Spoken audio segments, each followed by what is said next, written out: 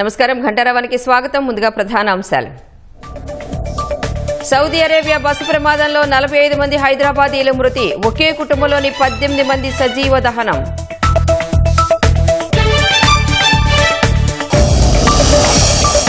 యాభై లక్షల మంది సబ్స్క్రైబర్ల డేటా ఐబొమ్మ వద్ద ఉందన్న సజ్జనార్. ఇమ్మడి రవిపై ఐటీ యాక్ట్, కాపీరైట్ చట్టాల కింద కేసులు. గుంటూరులో 6 డ్రగ్స్ ముఠా సభ్యులు అరెస్ట్. 17 గ్రాముల ఎండీఎంఏ స్వాధీనం.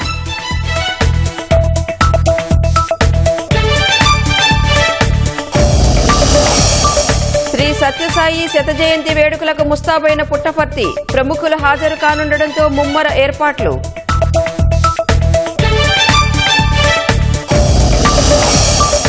ఈడీ విచారణకు రెండోసారి గైర్హాజరైన అనిల్ అంబానీ. విదేశీ మారక ద్రవ్య నిర్వహణ చట్టం పెమా కేసులో సమన్లు.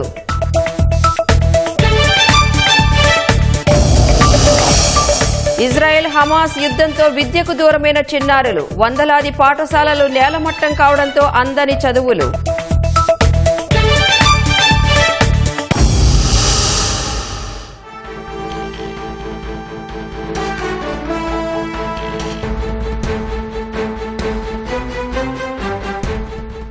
ప్రభుత్వ నిధుల దుర్వినియోగం కేసులో ఐపీఎస్ అధికారి Sanjay bail petition ACB court మరోసారి డిస్మిస్ చేసింది. మరింత సమాచారం మా ప్రతినిధి జయప్రకాష్ అడిగి తెలుసుకుందాం. Jayaprakash, Sanjay bail petition court మూడోసారి కొట్టేయడానికి కారణాలేంటి? రాణి, ఈరోజు ఏసీబీ కోర్టులో సీనియర్ ఐపీఎస్ అధికారి సంజయ్ బెయిల్ పిటిషన్ కొట్టివేస్తూ ఉత్తర్వులు జారీ చేసింది. Vijayawada ACB court bail petition పైన విచారణ జరిపి ఈ రోజు ఉత్తర్వులు జారీ చేసింది. ప్రధానంగా చూసుకున్నట్లయితే ఆయన సిఐడి ఏడీజీ అదేవిధంగా ఫైర్ డీజీగా ఉన్నప్పుడు నిధులు దుర్వినియోగం జరిగింది. సుమారు 1.5 కోట్ల మేరకు నిధులు దుర్వినియోగం చేశారని ఆయన పైన ఆరోపణలు ఉన్నాయి. అగ్నిపథ్ ఎన్ఓసీ జారీ చేసేందుకు ఒక వెబ్సైట్ నిర్వహణ, ట్యాబ్లు కొనుగోళ్లు, అదేవిధంగా సిఐడిలో ఉన్నప్పుడు ఎస్సీ ఎస్టీ యాక్ట్ పైన అవగాహన కల్పించేందుకు దానికి సంబంధించి సమావేశాలు ఏర్పాటు చేయటం, వీటిపైన థర్డ్ పార్టీ కింద కాంట్రాక్ట్ అప్పగించడం, వాళ్ళు పనులు పూర్తి చేయకుండానే వాళ్లకు బిల్లులు మంజూరు చేశారనే ఆరోపణలు ఉన్నాయి. ఏసీబీ విచారణ జరిపిన తర్వాత ఆయన పైన కేసు నమోదు చేశారు. సుప్రీంకోర్టు ఆదేశాలతోటి ఆయన కోర్టులో లొంగిపోయారు. అయితే లొంగిపోయిన తర్వాత ప్రస్తుతం విజయవాడ జిల్లా జైల్లో జ్యుడిషియల్ రిమాండ్ లో ఉన్నారు. ఆయన 2 సార్లు బెయిల్ పిటిషన్ గతంలో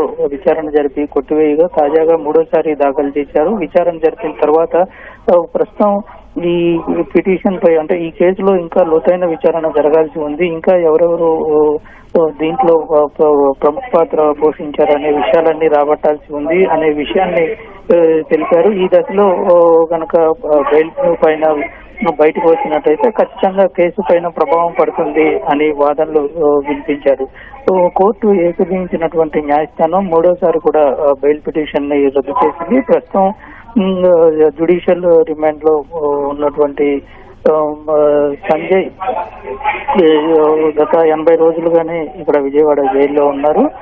ఇంకా ఈ కేసులో ప్రధానంగా 2 కంపెనీలు, కుత్తాబ్ టెక్నాలజీస్, సౌత్రికా టెక్నాలజీస్ అనే ఈ 2 కంపెనీల యొక్క పూర్వాపరాలు తీసుకోవాల్సి ఉంది.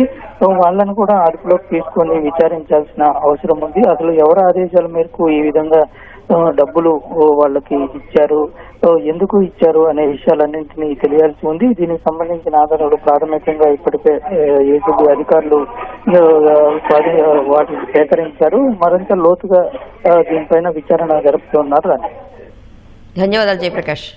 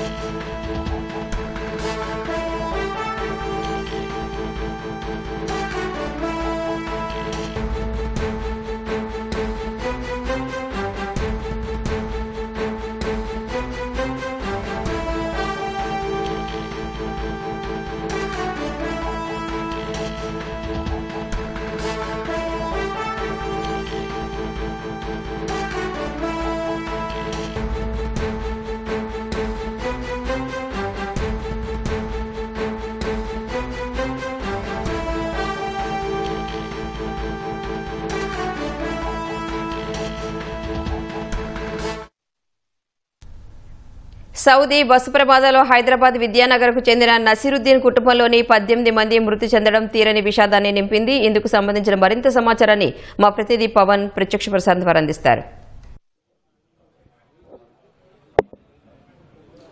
సౌదీ అరేబియాలో జరిగిన ఘోర రోడ్డు ప్రమాదంలో హైదరాబాద్కు చెందిన 45 మంది మృత్యువాత పడ్డారు. ఇది నగర వ్యాప్తంగా ఉన్నటువంటి ఆయా కుటుంబాల్లో తీవ్ర విషాదాన్ని నింపిందని చెప్పుకోవచ్చు. అయితే ఉమ్రాకు వీళ్ళంతా కూడా ఈ నెల 9న బయలుదేరి వెళ్లారు. అక్కడి నుంచి మక్కాలో విజయవంతంగా మక్కా దర్శనం అనంతరం వీళ్ళు ఉమ్రాకు వెళ్తుండగా మదీనా వద్ద అయితే ఈ ప్రమాదం జరిగింది. అయితే ఈ ప్రమాదంలో 45 మంది చనిపోవడం ఒక ఎత్తు అయితే ఒకే కుటుంబానికి చెందినటువంటి 18 మంది చనిపోవడం అయితే తీవ్ర విషాదాన్ని నింపిందని చెప్పుకోవచ్చు. ప్రస్తుతం మనం విద్యానగర్లోని ఈ ఇంటికి సంబంధించి రిటైర్డ్ ఉద్యోగి నసీరుద్దీన్ ఉన్నారు. నసీరుద్దీన్ ఆయన కుటుంబ సభ్యులతో కలిసి దాదాపు కుమార్తెలు, కోడళ్ళు, కుమారుడు అలాగే బంధువులంతా కలిసి దాదాపు 18 మంది వీళ్ళు ఒకే కుటుంబానికి చెందినవారు వెళ్ళారు. ఈ ప్రమాదంలో ఈ 18 మంది కూడా మృతి చెందడం తీవ్ర విషాదాన్ని నింపిందని చెప్పుకోవాలి. ఇప్పటికే కుటుంబ సభ్యులంతా మృతి చెందడంతో అయితే వాళ్ళ బంధువులు ఇక్కడికి చేరుకుంటున్నారు. వాళ్ళ రోదనలు మిన్నంటున్నాయని చెప్పుకోవచ్చు. ఈ నెల 9న హైదరాబాద్ నుంచి వీరంతా ఇక్కడ నుంచి ఉమ్రాకు వెళ్ళారు. ఉమ్రాకు వెళ్ళిన తర్వాత విజయవంతంగా మక్కా యాత్ర పూర్తి చేసుకున్నారు. మక్కా యాత్ర పూర్తి చేసుకొని అక్కడ నుంచి మదీనాకు వెళ్తున్న సమయంలో అయితే ఈ రోడ్డు ప్రమాదం జరిగింది. మదీనాకు దాదాపుగా 25-30 కిలోమీటర్ల దూరంలో బస్సు అలాగే డీజిల్ ట్యాంకరు ఈ రెండు కూడా ఢీకొన్నాయి. ఈ రెండు ఢీకొనడంతో అయితే మంటలు భారీగా ఎగిసిపడి బస్సులో ఉన్న వీళ్ళంతా కూడా మృతి చెందినటువంటి పరిస్థితి అయితే ఉంది. అయితే దాదాపు మొత్తం ఈ నెల 9న దాదాపు నగరం నుంచి 4 ఏజెన్సీల ద్వారా మొత్తం 54 మంది వెళ్ళారు. అయితే ఈ ప్రమాదంలో 46 మంది ప్రమాద సమయంలో బస్సులో ఉండగా అయితే 45 మంది చనిపోయారు. వారిలో ఒక్కరు మాత్రమే ప్రాణాలతో బయటపడ్డారు. షోయబ్ అనే యువకుడు. మృతుల్లో 18 మంది మహిళలు, 17 మంది పురుషులు అలాగే 10 మంది చిన్నారులు కూడా ఉన్నారు. మొత్తం ఒకే కుటుంబానికి చెందిన 18 మంది మృతి చెందడంతో అయితే విషాద ఛాయలు అలుముకున్నాయని చెప్పుకోవచ్చు. ప్రస్తుతం మృతుల బంధువులు ఉన్నారు. వారిని అడిగిన సార్, నసీరుద్దీన్ కుటుంబం ఎప్పుడు వెళ్ళారు, ఎలా జరిగింది, ఏంటి సార్ మీకు ఎప్పుడు సమాచారం ఉంది? అది మాకు తెలియదు సార్. ఇప్పుడే మార్నింగ్ తెలిసింది. తెలియగానే వచ్చినాము. ఎప్పుడు వెళ్ళారు ఎట్లా మాకు తెలియదు. వేరేలోకి వాళ్ళ తమ్ముడు. ఓకే, వాళ్ళ కుటుంబ సభ్యులు ఎవరెవరు వెళ్ళారు ఏంటి సార్? 2 తమ్ముళ్ళు ఉన్నారు. వెళ్ళండి అక్కడ వెళ్ళి. సో ఇప్పుడే ఇక్కడికి ఒక్కొక్కరుగా వాళ్ళ బంధువులు అయితే ఇక్కడికి చేరుకుంటున్నారు. ఇప్పుడే మరో వాళ్ళ సార్, నసీరుద్దీన్ కుటుంబం ఎవరెవరు వెళ్ళారు ఏంటి సార్? నాకు తెలియదు సార్. నేను కూడా ఇప్పుడు వచ్చాను. నాకు కూడా తెలియదు. సో మీరు ఎప్పుడు వచ్చారు ఏంటి? సో బంధువులంతా ఇప్పటికే చేరుకొని ప్రమాద ఘటనకు సంబంధించినటువంటి వివరాలపై ఆరా తీస్తున్నటువంటి పరిస్థితి అయితే ఉంది. మనం చూడొచ్చు ఇక్కడ బంధువులంతా చెప్పండి. చచ్చిపోయారు. మా సడ్డకుడు చచ్చిపోయి పొద్దుగాలతోటి కూర్చున్నాము ఇక్కడ. ఎవరెవరు వెళ్ళారు ఏంటంటే? మా సడ్డకుడు మొత్తము వాళ్ళ బంధువులు అందరూ వెళ్ళిపోయారు. వాళ్ళ కొడుకొక్కడు యుఎస్లో ఉండడం వల్ల ఆయన బతికిపోయాడని చెప్పుకోవచ్చు. ఒక్కడే పెద్దోడు బాబు. ఇంకా నామ है ना उनका बड़े बेटे का शोएब. ఆయన యూఎస్ఏలో ఉన్నారు. భార్య అయిపోయినారు. 3 పిల్లలు పోయినారు. సో యుఎస్లో ఉన్న వాళ్ళ అతని భార్య పిల్లలు కూడా వెళ్ళి మృతి చెందినట్టుగా కూడా తెలుసు. చచ్చిపోయినారు. అందరు చచ్చిపోయినారు. సో వాళ్ళకి సంబంధించిన అంత్యక్రియలు అక్కడే చేయాలనుకుంటున్నారా లేకపోతే ఇక్కడ చేస్తున్నారు? అక్కడే చేస్తున్నారు. ఇక్కడ తీసుకురా బూడిది అయిపోయింది సార్. మొత్తం 18 మంది బూడిది అయిపోయినారు. ఎట్లా చేద్దాం? అదృష్టం వాళ్ళది. ఏం చేద్దాం సార్? ఇక్కడ ప్రభుత్వం మీకు ఏం చెప్తుంది? తీసుకుపోయినారు. 2 ఇక్కడ హజ్ కమిటీ తోటి పంపినారు. బోలో సార్, చాలా బిగ్ ట్రాజెడీ ఇది. యాక్చువల్లీ వాళ్ళు పిల్గ్రిమేజ్కి వెళ్ళారు మొత్తం ఫ్యామిలీ అంతా. ఉమ్రా అంటారు చూడండి, మక్కా మదీనా. సో మక్కాలో ఉమ్రా అయిపోయింది. మక్కా నుంచి అది పద్ధతి ప్రకారం మక్కా నుంచి మదీనా వెళ్తారు ప్రాఫెట్ మొహమ్మద్ పిల్గ్రిమేజ్కు. తోవాలోనే ఇది జరిగిపోయింది. డీజిల్ ఆయిల్ ట్యాంకర్తో కొలైడ్ అయిపోయి సడన్గా ఫైర్ బ్రేక్ అయ్యి అందరు బండిలోనే స్టక్ అయిపోయారు. అక్కడ ఆటోమేటిక్ బండి ఒకసారి డోర్ క్లోజ్ అయిందంటే న్యూమాటిక్ మళ్ళీ డోర్ ఓపెన్ కాదు. So very tragic. ఇంకా హై స్పీడ్ కూడా ఉంటుంది అక్కడ సౌదీలో. Very tragic. అంటే అందరూ almost everybody got stuck in to it. 42 members అన్నారు. అందులో అన్ఫార్చునేట్లీ మన రామ్నగర్ విద్యానగర్కి చెందిన ఈ షేక్ నసీరుద్దీన్ వాళ్ళ ఫ్యామిలీ మొత్తం 18 పీపుల్, అందులో ఆడలు ఉన్నారు, మగవాళ్ళు ఉన్నారు, చిన్న పిల్లలు కూడా ఉన్నారు, అందరు చనిపోయారు. So let's see. ప్రభుత్వం అయితే మ్యాక్సిమం సపోర్ట్ చేస్తుంది. రేవంత్ రెడ్డి గారు కూడా అది కాన్ఫిడెన్స్ ఇచ్చారు, వాళ్ళు హెల్ప్ చేస్తారని. So let's see body condition ఎట్లా ఉంటే దాన్ని బట్టి డిసిజన్ తీసుకుంటారు. మోస్ట్లీ రిచువల్స్ ప్రకారం అక్కడ ఎవరికైతే అక్కడ చనిపోతే అక్కడనే మొత్తం ఫ్యూనరల్ అట్లా అయిపోతుంది. మళ్ళీ బాడీస్ లేవు కదా, బాడీస్ ఒకవేళ చార్డ్ బాడీస్ ఉంటే it's very difficult to bring them. So let's see. So పవిత్ర యాత్రకు వెళ్ళిన ఈ కుటుంబానికి సంబంధించి దాదాపు 3 తరాలు కూడా మృతి చెందారు. తాత, మన్మడు, అలాగే కుమారుడు, అంటే 3 తరాలు కూడా మృతి చెందాయి sir. Almost all the 3 generation, తాత, వాళ్ళ కొడుకు, వాళ్ళు. ఈ ఫ్యామిలీలో ఒక అబ్బాయి షోయబ్ అని అమెరికాలో ఉన్నాడు, ఆయన ఒకటే మిగిలింది. ఇప్పుడు 18 మెంబర్స్ ఒకటే ఫ్యామిలీ. Very unfortunate. యుఎస్లో ఉన్న ఆయన భార్య, పిల్లలు కూడా వెళ్ళినట్టు మృత్యువాత పడ్డట్టు తెలుస్తుంది. That I don't have idea. అది వెళ్ళారంట వాళ్ళు కూడా. షోయబ్ మాత్రం అమెరికాలో ఉన్నాడు. వాళ్ళ భార్య, పిల్లలు, చిన్న పిల్లలు, ముగ్గురు బిడ్డలు, అమ్మ, నాయన, వాళ్ళ బిడ్డలు అందరు చచ్చిపోయినారు సార్. 18 మంది చచ్చిపోయి. అవును, ఇప్పుడు ఇక్కడ జరిగిన సంఘటన చాలా బాధాకరమైన సమస్య. ఒక్క కుటుంబంలో 18 మంది పోవడం మాకు కూడా చాలా బాధ అయినటువంటిది. ఇప్పుడు మాకు కూడా, ఎందుకంటే వాళ్ళు కూడా ఇద్దరే మిగిలినారు. మొత్తం 18 మంది ఒకటే ఇంటి వాళ్ళు పోయినటువంటి జరిగింది. సో సార్, నసీరుద్దీన్కి సంబంధించి 18 మంది కుటుంబ సభ్యులు చనిపోయారు. నసీరుద్దీన్ కుటుంబానికి సంబంధించి 18 మంది చనిపోయారు కదా, వీళ్ళంతా ఏ ప్రాంతాల్లో ఉంటారు సార్? అంటే ఎక్కడెక్కడ ఉంటారు? ఈయనే ఉంటారు వీళ్ళ బిడ్డలు. హిందీ यहीं रहते, 2 बेटे, एक बेटा अमेरिका में, एक बेटा इधर ही था. कैसा हुआ पूछ रहे हैं क्या? సో చూసాంగా మొత్తం ఈ ప్రమాదానికి సంబంధించి దాదాపు ఈ ప్రమాదంలో 45 మంది మృత్యువాట పడడం ఒక ఎత్తు అయితే, ఒకే కుటుంబానికి చెందినటువంటి 18 మంది చనిపోవడం తీవ్ర విషాదాన్ని నింపింది. ఎందుకంటే నసీరుద్దీన్, ఆయన కుమారుడు, కోడలు, అలాగే ఆయన మన్మరాళ్ళు.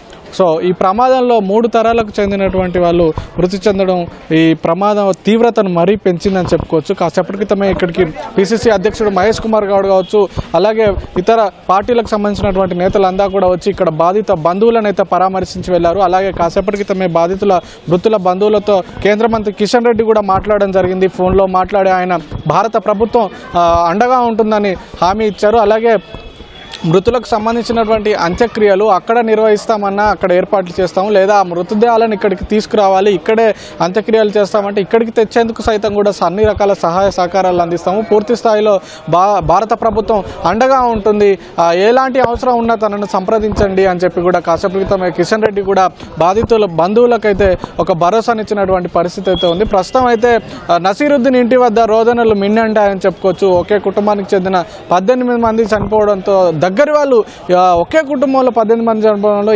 ఏడ్చేందుకు కూడా దగ్గరి వాళ్ళు ఎవరు లేరంటే ఆ ప్రమాద తీవ్రతను మనం అర్థం చేసుకోవచ్చు. సో వాళ్ళకి సంబంధించినటువంటి బంధువులు అయితే ప్రస్తుతం ఒక్కొక్కరుగా ఇక్కడికి చేరుకుంటున్నారు. ప్రస్తుతం మృతదేహాలకు సంబంధించి ఎవరెవరి మృతదేహాలు పూర్తిగా కాలిపోయే గుర్తుపెట్టలేని స్థితిలో ఉన్నాయి కాబట్టి ఎవరి మృతదేహాలు ఏంటి అనేటువంటి గుర్తించే ప్రక్రియ అయితే ప్రస్తుతం సౌదీలో కొనసాగుతుంది. గుర్తించిన తర్వాత దానికి సంబంధించి ఇక్కడ నుంచి బాధిత బంధువులకు సంబంధించి వాళ్ళు కూడా ఒక్కొక్క కుటుంబం నుంచి 2 చొప్పున కూడా ఇక్కడ నుంచి పంపిస్తామని ఇప్పటికే ప్రభుత్వం కూడా చెప్పినటువంటి పరిస్థితి అయితే ఉంది. ఇది నసీరుద్దీన్ ఇంటి వద్ద ఉన్నటువంటి పరిస్థితి.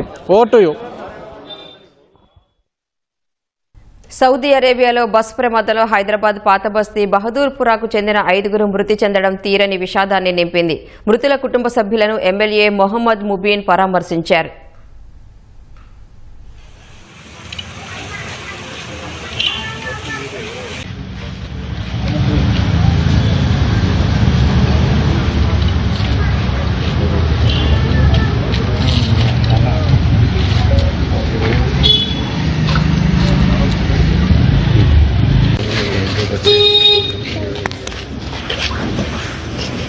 ఫ్లవర్.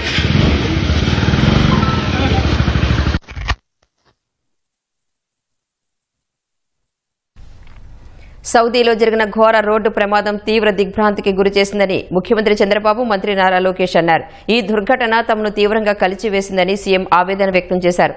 ఉమ్మరా పవిత్ర యాత్రలో పాల్గొన్న తెలంగాణకు చెందిన అన్నదమ్ములు, అక్కా చెల్లెళ్లను కోల్పోవడం ఎంతో బాధాకరమని వ్యాఖ్యానించారు. వారి ఆత్మలకు శాంతి చేకూరాలని ప్రార్థించారు. ఈ క్లిష్ట సమయంలో వారి కుటుంబీకులు ధైర్యంగా ఉండాలని కోరారు. మక్కా నుంచి మదీనా వెడుతున్న హైదరాబాద్ వాసుల సజీవ దహనం ఘోర విషాదమని మంత్రి లోకేష్ అన్నారు. మృతులకు కన్నీటి నివాళులర్పించారు.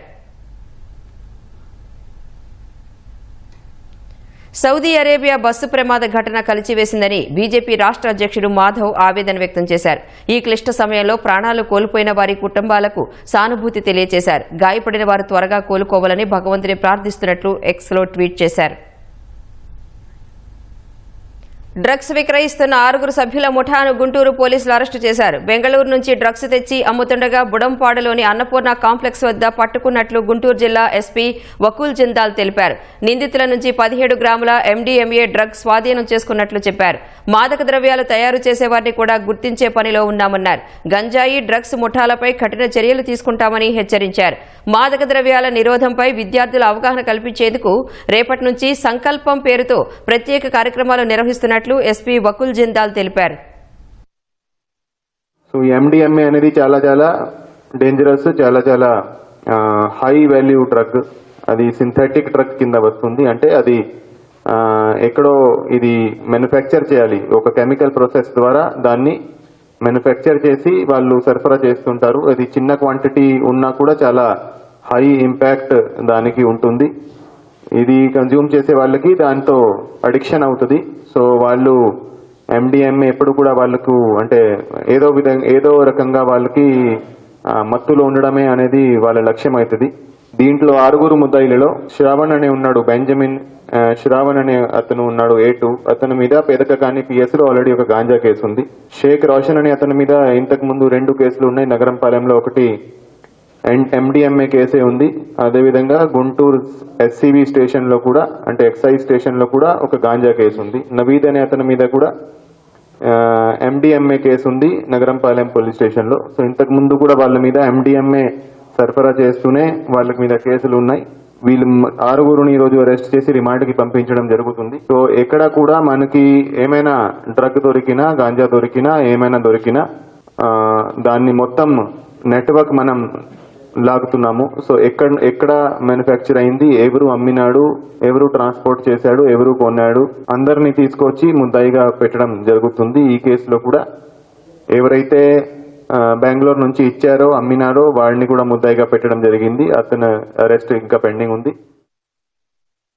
డిజిటల్ అరెస్టు పేరిట మైదుకూరు ఎమ్మెల్యే పుట్టా సుధాకర్ ను బెదిరించిన 7గురిని హైదరాబాద్ సైబర్ క్రైమ్ పోలీసులు అరెస్టు చేశారు. ఇటీవల పుట్టా సుధాకర్ యాదవ్ ను బెదిరించి సైబర్ నేరగాళ్లు ₹1,70,00,000 కాజేశారు. దీనిపై దర్యాప్తు చేపట్టిన పోలీసులు 7 నిందితులను అరెస్టు చేశారు. నిందితుల్లో ఢిల్లీకి చెందిన IDFC బ్యాంక్ మేనేజర్ కూడా ఉన్నారు. తిరుమల శ్రీవారి లడ్డూ ప్రసాదంలో కల్తీ నెయ్యి వినియోగించిన కేసులో అరెస్టైన అప్పన్నను సిట్ అధికారులు కస్టడీలోకి తీసుకుని ప్రశ్నిస్తున్నారు. టీటీడీ మాజీ చైర్మన్ వైవి సుబ్బారెడ్డి వద్ద చిన్నప్పన్న గతంలో PAగా పనిచేశాడు. వైవి సుబ్బారెడ్డికి చిన్నప్పన్న సన్నిహితుడు కూడా. మొదట రుయా ఆసుపత్రిలో చిన్నప్పన్నకు వైద్య పరీక్షలు నిర్వహించారు. అనంతరం అలిపిరిలోని సిట్ కార్యాలయానికి తరలించి అక్కడే విచారణ చేస్తున్నారు. 5 రోజుల పాటు అప్పన్నను సిట్ విచారించనుంది. కల్తీ నెయ్యి కేసులో అప్పన్న 24వ నిందితుడిగా ఉన్నారు.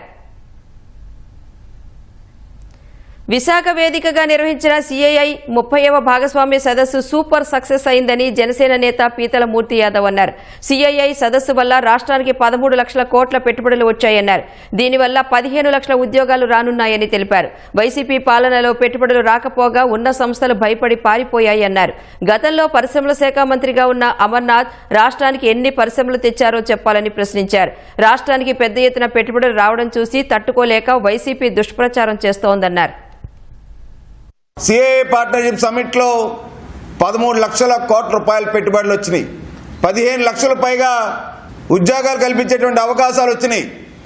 613 MOUలు, అలాగే 16,31,000 మందికి ఉద్యోగ అవకాశాలు కల్పించేటువంటి కార్యక్రమం కూటమి ప్రభుత్వం శ్రీకారం చుట్టి చేస్తూ ఉంటే వైసీపీ నేతలు చూసి ఓర్వలేకపోతూ ఉన్నారు. నిన్న కోడిగుడ్డు మంత్రి వాళ్ళ యొక్క నాయకులు ఏవో ప్రెస్ మీట్లు పెట్టి మాట్లాడుతూ ఉన్నారు. ఒప్పందాలు చేసుకున్న కంపెనీలు రాష్ట్రంలో పెట్టుబడులు పెడితే వైసీపీ అనేటువంటి పార్టీ ఆ పార్టీని ఇంకా ప్రజలు కోరుకోరన్నటువంటి విషయం పూర్తిగా నిన్న వాళ్ళకి అర్థమైపోయింది. ఏదైతే పెట్టుబడి సదస్సు జరిగిందో ఒక్కసారి జగన్ జమానాకి దార్శనికుడు అయినటువంటి చంద్రబాబు నాయుడు గారి కష్టాన్ని ఈ రాష్ట్ర ప్రజలందరూ చూస్తూ ఉన్నారు.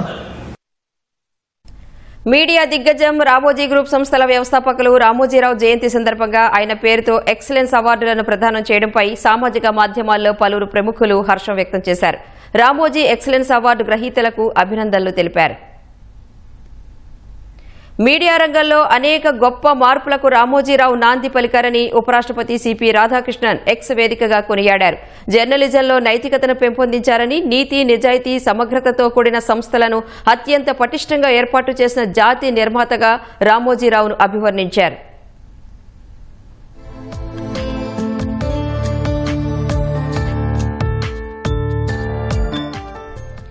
రామోజీ ఎక్సలెన్స్ అవార్డుల ప్రధానోత్సవంలో పాల్గొనడం, రామోజీ ఇంగ్లీష్, తెలుగు నిఘంటువు ఆవిష్కరించడం సంతోషంగా ఉందని మాజీ ఉపరాష్ట్రపతి వెంకయ్యనాయుడు చెప్పారు.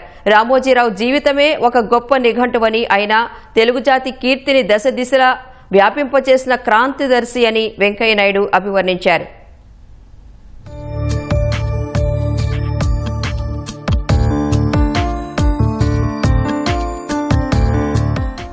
సామాన్యుడిగా మొదలై అద్భుత వ్యవస్థగా ఎదిగి భిన్న రంగాలలో విజయాలను సాధించి జర్నలిజానికి మకుటం లేని మహారాజుగా వెలిగిన స్వర్గీయ రామోజీరావు జీవితం స్ఫూర్తిదాయకమని తెలంగాణ సీఎం రేవంత్ రెడ్డి ఎక్స్ వేదికగా పోస్ట్ చేశారు.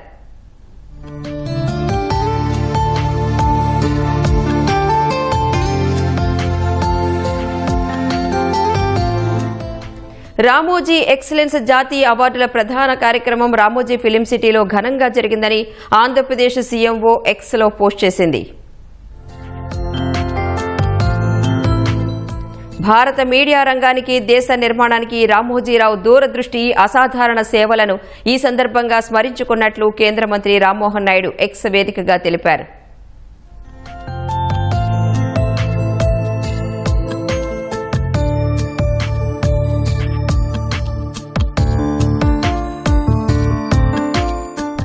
రామోజీరావు ఎక్సలెన్స్ అవార్డుల ప్రధాన వేడుకలో పాల్గొనడం తనకు దక్కిన గౌరవమని అమరరాజా గ్రూప్ మేనేజింగ్ డైరెక్టర్, మాజీ ఎంపీ గల్లా జయదేవ్ అన్నారు. అవార్డు విజేతలకు అభినందనలు తెలిపారు.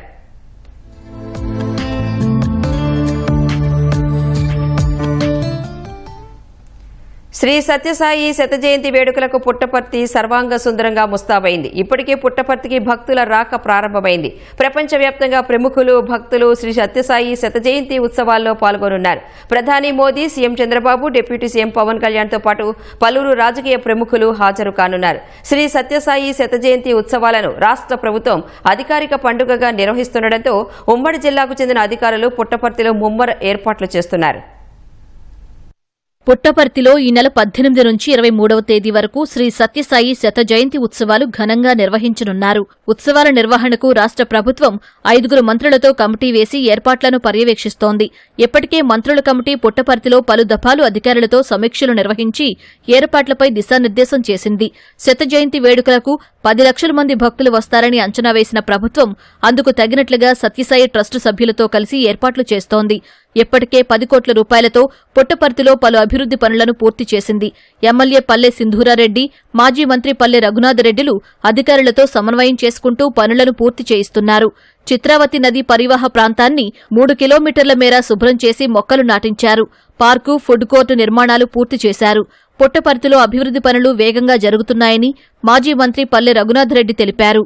శ్రీ భగవాన్ సత్యసాయిబాబా గారు చిన్నప్పుడు ఇక్కడ నడయాడిన ప్రదేశం ఇదంతా. ఇక్కడే మహిమలు చూపించాడు, ఇక్కడే స్నేహితులతో ముచ్చటించాడు, ఇక్కడే కొన్ని పుస్తకాలు కూడా రాయించాడు.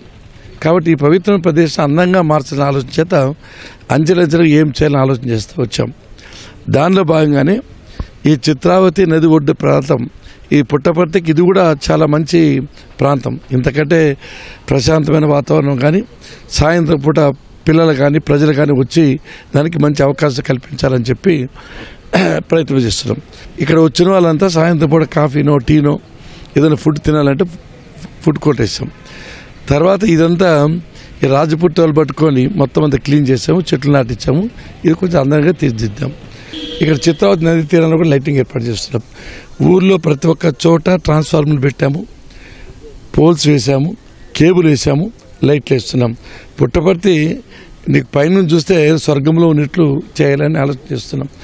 అది కాదు ఇది కాదు, నభూతో నభవిష్యత్తుగా శ్రీ భగవాన్ సత్యసాయిబాబా ఉత్సవాలు చూసి గర్వపడే విధంగా అన్ని విధాలు తయారు చేస్తాం. మిగతా భక్తులు కోట్లాది లక్షలాది మంది వస్తారు. వాళ్ళు ట్రాన్స్పోర్టేషన్ కానీ, ఫుడ్ కానీ, అకామిడేషన్ కానీ, డ్రింకింగ్ వాటర్ కానీ, మెడికల్ ఫెసిలిటీస్ కానీ ప్రతి ఒక్కటే కలిగిస్తున్నాం. ఈ నెల 19న ప్రధాని మోదీ పుట్టపర్తికి రానున్న నేపథ్యంలో పోలీసులు పటిష్ట భద్రతా ఏర్పాట్లు చేశారు. ప్రధాని కూర్చునే వేదికను సర్వాంగ సుందరంగా తీర్చిదిద్దుతున్నారు. హిల్వ్యూ ఆడిటోరియంలో 1,00,000 మంది కూర్చునేలా సభను ఏర్పాటు చేశారు. ప్రపంచవ్యాప్తంగా వస్తున్న భక్తుల కోసం పుట్టపర్తి ప్రశాంతి నిలయం చుట్టుపక్కల 11 చోట్ల జర్మన్ షెడ్లను నిర్మించి పడకలు ఏర్పాటు చేశారు. మరుగుదొడ్లు, ఉచిత ఆహార వితరణ సదుపాయాలు కల్పించారు. 3,500 మంది పోలీసులతో బందోబస్తు ఏర్పాటు చేస్తున్నట్లు పోలీసు అధికారులు తెలిపారు. ఈ డయాస్ కానీ, మామూలుగా పొలిటికల్ వేస్ కానీ, స్టేడియం గ్యాలరీస్ కానీ, ఇటువైపు ఎంట్రీస్, ఇటువైపు ఎగ్జిట్స్ అవన్నీ కూడా ప్రాపర్గా, అంటే స్వామి డివోటీస్ రావడానికి, భక్తులు రావడానికి అనుకూలంగా వీలుగా, మళ్ళీ అయిపోయిన తర్వాత తిరిగి వెళ్ళడానికి దానికి అనుకూలంగా అన్ని కూడా మార్గాలను చూసి ప్రజల సేఫ్టీ ఇంపార్టెంట్ చూసుకొని ఆ విధంగా జిల్లా ఎస్పీ గారు, డిఐజీ మేడం గారి ఆధ్వర్యంలో బందోబస్తు ఏర్పాట్లు పటిష్టంగా చేయడం జరుగుతుంది. 23 దాకా మన ఉత్సవాలు కంప్లీట్ అయ్యేంత వరకు కూడా బందోబస్తు ఇక్కడ కానీ, సాయికుల వంతాల్లో కానీ అన్ని చోట్ల కూడా బందోబస్తు జిల్లా ఎస్పీ గారు ఆధ్వర్యంలో నడుస్తుందండి. శత జయంతి వేడుకలు ఈ నెల 23న సత్యసాయి జన్మదినంతో పూర్తి కానున్నాయి. ప్రధాని పర్యటన రోజు, జయంతి రోజున లక్షల సంఖ్యలో భక్తులు పుట్టపర్తికి వచ్చే అవకాశం ఉందని అధికారులు అంచనా వేస్తున్నారు.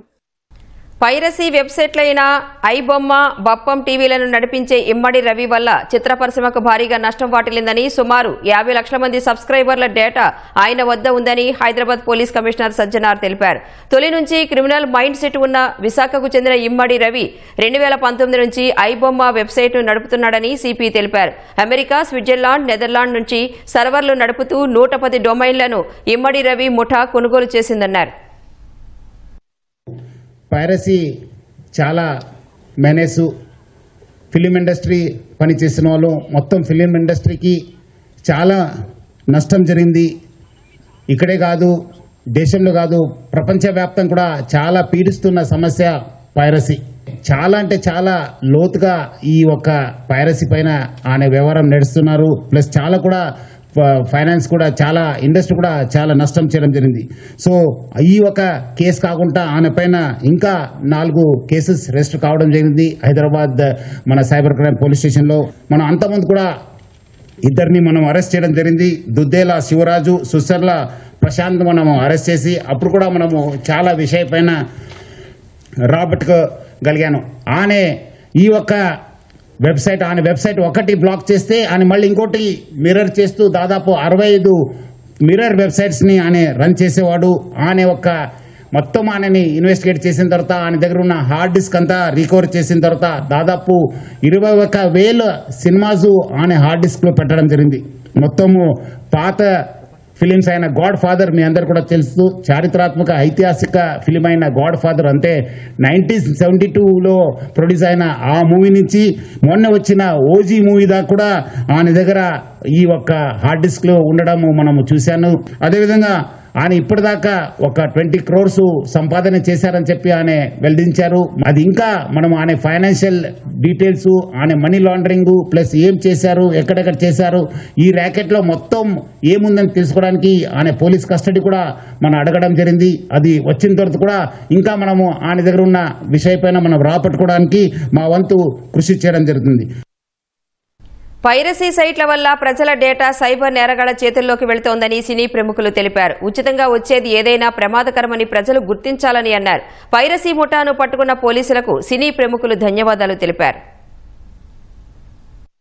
ఇది సినిమాలో సూపర్ హిట్ సీన్ లా ఉందండి. విలన్ ఛాలెంజ్ చేస్తే హీరోలు విత్ ఇన్ 2 months తీసుకెళ్లి కట్కటాల వెనకాల వేయడం అన్నది బస్మాసుర్ హస్తం లాగా తన మీద తనే చేయబెట్టుకున్నాడు. Don't mess up with police, be careful, ఏం మాట్లాడతారు ఏం చేస్తారు అన్నది చాలా గట్టిగా చెప్పారు సజ్జనార్ గారు and entire police department. Thank you very much sir.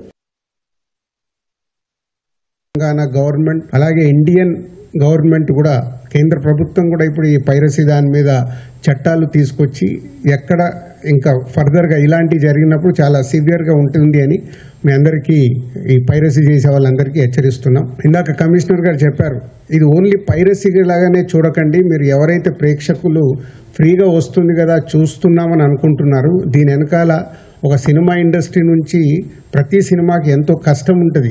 మీ ఇంట్లో ఏదో చైన్ పోయినప్పుడు మీ ఇంటిల్లి పాది ఒక షేక్ అవుతారు, గోల్డ్ చైన్ పోతే. అలాగే ఇది మాది, మా వస్తువు ఏదైనా ఇలా దొంగతనంలో మీరు చూసినప్పుడు మాకు ఎలాంటి పెయిన్ ఉంటుందో అనేది మీరు అర్థం చేసుకోవాలి. ఇలాంటి ఇల్లీగల్ని మీరు ఎంకరేజ్ చేసినప్పుడు ఏదో ఒక రోజు మీ కుటుంబంలో సభ్యులు ఇలా ఇల్లీగల్ దాంట్లో ఇరుక్కొని మీ కుటుంబం కూడా బాధపడే రోజు తప్పకుండా మీరు చూస్తూనే ఉంటారు. దయచేసి ఇలాంటి ఇల్లీగల్ వెబ్సైట్స్ని కానీ ఇలా అనఫీషియల్గా సినిమాల్ని చూడడం కానీ మానేసి, మీకు ఎలాగో మేమే ప్రొవైడ్ చేస్తున్నాం 4 వారాల్లో 5 వారాల్లో ఓటీటీలో చూసేలాగా. సో గుడ్ క్వాలిటీ మీకు 4 weeks 5 weeksలో థియేటర్లో చూడని వాళ్ళకి సినిమాలు సిద్ధంగా ఉంటున్నాయి, అక్కడ చూడండి. ఇలాంటి ఇల్లీగల్ దాన్ని ఎంకరేజ్ చేయకండి. Thank you. పైరసీ ముఠాల వల్ల చిత్ర పరిశ్రమ తీవ్రంగా నష్టపోతోందని ఉప ముఖ్యమంత్రి పవన్ కళ్యాణ్ అన్నారు. సినిమా విడుదలే ఒక మహాయజ్ఞంగా మారిన తరుణంలో పైరసీ ముఠాలను కట్టడి చేయడం దర్శక నిర్మాతలకు సాధ్యం కావటం లేదని అభిప్రాయపడ్డారు.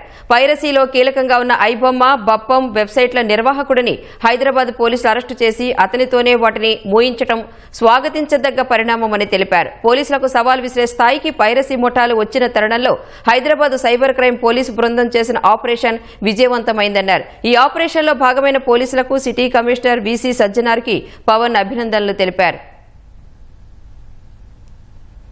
దేశవ్యాప్తంగా సంచలనం సృష్టించిన వైట్ కాలర్ టెర్రర్ మాడ్యూల్లో షాహీన్ కీలకంగా వ్యవహరించినట్లు ఆంగ్ల మీడియా పేర్కొంది. టెర్రర్ మాడ్యూల్లోని సభ్యులు ఆమెను మేడం సర్జన్ గా పిలిచేవారని తెలిపింది.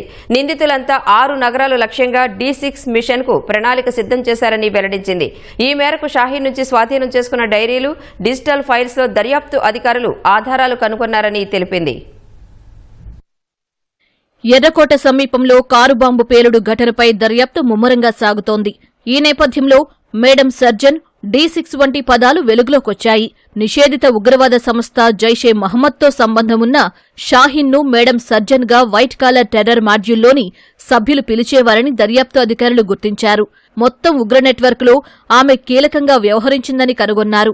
ఈ నెట్వర్క్ 6 నగరాలు లక్ష్యంగా D6 మిషన్ కు ప్రణాళిక చేసిందని విచారణలో భాగంగా అధికారులు గుర్తించినట్లు తెలుస్తోంది. షాహీన్ నుంచి స్వాధీనం చేసుకున్న డైరీలు, డిజిటల్ ఫైల్స్ లో డిసెంబర్ 6న భారీ దాడి చేయాలన్న ప్రణాళిక ఉన్నట్లు తెలిసింది. 1992 డిసెంబర్ 6న బాబ్రీ మసీదు కూల్చివేతకు ప్రతీకారంగా ఈ దాడి చేయాలని నిందితులు నిర్ణయించుకున్నట్లు సమాచారం. విచారణలో భాగంగా షాహీన్ ఖాతాలను ఆడిట్ చేస్తున్నారు. ఢిల్లీ, కాన్పూర్, లక్నవూలో ఉన్న 7 బ్యాంకు ఖాతాలను పరిశీలిస్తున్నారు. ఎర్రకోట సమీపంలో దాడికి పాల్పడిన నిందితుడు ఉమర్ నబీ, ముజమిల్కు షాహీన్ ప్రత్యేక బాధ్యతలు అప్పగించిందని దర్యాప్తు అధికారులు గుర్తించారు.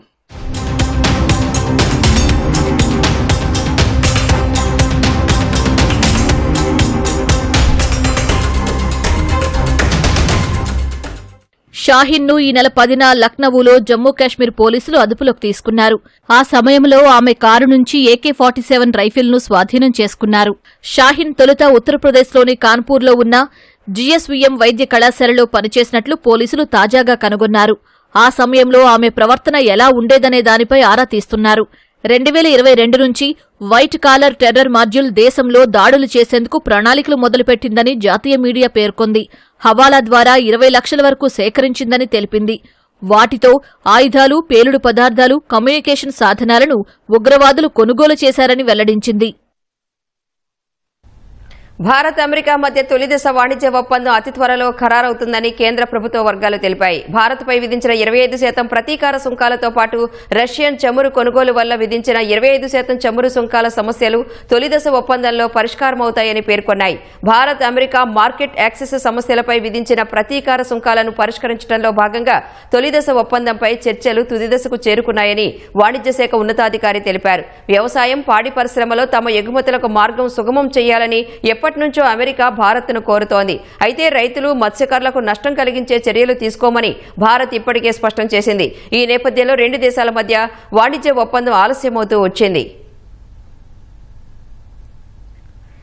ఢిల్లీలో ఎర్రకోట వద్ద పేలుళ్ల కేసులో కారు యజమాని అమీర్ రషీద్ అలీని 10 రోజుల ఎన్ఐఏ కస్టడీకి కోర్టు అనుమతించింది. ఎర్రకోట వద్ద పేలిన హుండాయ్ i20 కారును వైద్యుడు ఉమర్ నబీ నడపగా ఆ కారు అమీర్ రషీద్ అలీ పేరుతో రిజిస్టర్ అయి ఉంది. ఈ నేపథ్యంలో ఆదివారం అమీర్ను అరెస్టు చేసిన ఎన్ఐఏ అధికారులు సోమవారం ఢిల్లీ పాటియాలా కోర్టు కాంప్లెక్స్లోని ప్రిన్సిపల్ జిల్లా సెషన్స్ కోర్టులో ప్రవేశపెట్టారు. ఈ సందర్భంగా భారీ భద్రతా ఏర్పాట్లు చేశారు. మీడియాను కూడా కోర్టు లోపలికి అనుమతించలేదు.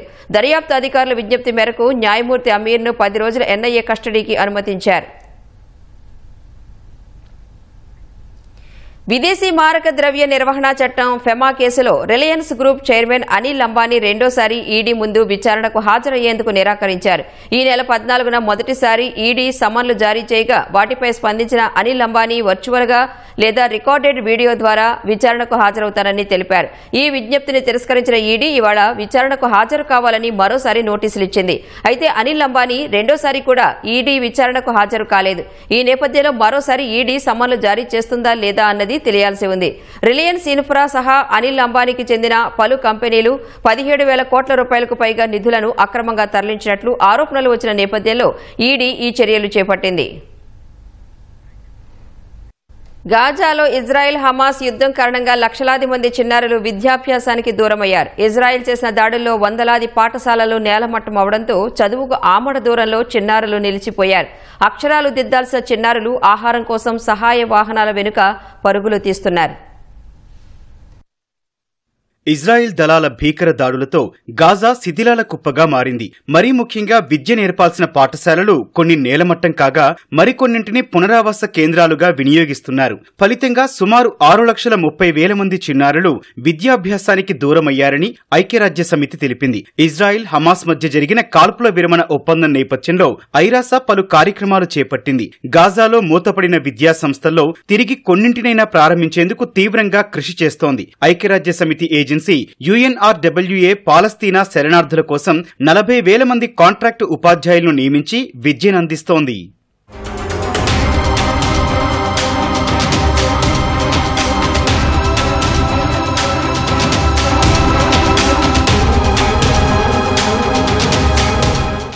ఇజ్రాయెల్ హమాస్ యుద్ధానికి ముందు గాజాలోని సగం మంది పిల్లలు పాఠశాలలకు వెళ్లేవారని గణాంకాలు తెలుపుతున్నాయి. యుద్ధం ప్రారంభమైన తర్వాత పాఠశాలలు శరణార్థి కేంద్రాలుగా మారడం, దాడుల భయంతో ఒకచోట నుంచి మరో చోటుకు తల్లిదండ్రులు తరలి వెళ్లడం సహా దాడుల్లో విద్యా సంస్థలు ధ్వంసం కావడం వంటివి చిన్నారులను పాఠశాలలకు దూరం చేశాయి. గతంలో నేర్చుకున్న జ్ఞానమంతా తమ పిల్లల్లో నీరుగారిపోయిందని, ఏ విషయాలు వారికి గుర్తులేవని తల్లిదండ్రులు వాపోతున్నారు. ప్రస్తుతం చిన్నారుల సమయం సహాయ వాహనాల వెంట ఆహారం కోసం పరిగెత్తడానికే సరిపోతుందని ఆవేదన వ్యక్తం చేశారు. వారికి కేవలం బాంబు దాడులు, భారీ శబ్దాలు, శిథిలాలు, ఆకలితో అలమటించిన రోజులు మాత్రమే గుర్తున్నాయన్నారు.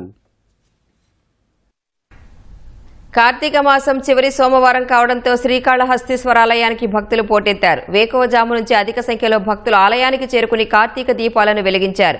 శ్రీ జ్ఞాన ప్రసూనాంబికాదేవి సమేత శ్రీ వాయులింగేశ్వర స్వామిని దర్శించుకునేందుకు బారులు తీరారు. ఆలయంలోని మృత్యుంజయ స్వామికి వేద పండితుల మంత్రోచ్చరణలతో అభిషేకాలు నిర్వహించారు. ధూపదీప నైవేద్యాలు సమర్పించారు. ఉతైనం గోపా అదృశన్నదృశన్నదహార్యః ఉతైనం విశ్వాభూతాని సదృష్టో మృడయాతనః పతజే నమో నమో నిచేరతే పరిచరాయారణ్యానాం నమః క్షత్రుభ్యః సంగ్రహీతృభ్యశ్చ వో నమో స్తవ్యాయ వాస్తుపాయ ఓం హర హర హర నమః.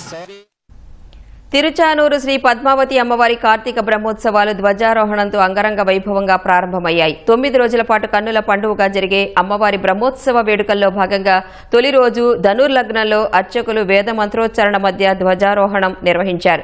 ధ్వజస్తంభానికి అభిషేకం చేసిన అర్చకులు బ్రహ్మోత్సవాలకు ఎలాంటి ఆటంకాలు కలగకుండా చూడాలని దేవతలను ప్రార్థిస్తూ రక్షాబంధనం చేశారు.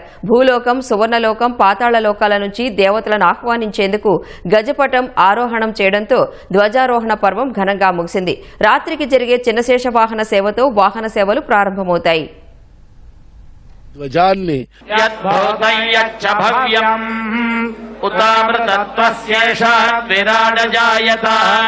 విరాజో అధిపౌరుషః సజాత్ సప్తాస్యాసంపరిధయః త్రిసప్త సమిధః కృతాః దేవాయజ్ఞం ధన్వాజాతా అజావయః ఆదిత్యవర్ణం తమసః పరస్తాత్ తమేవం విద్వానమృతస్మిన్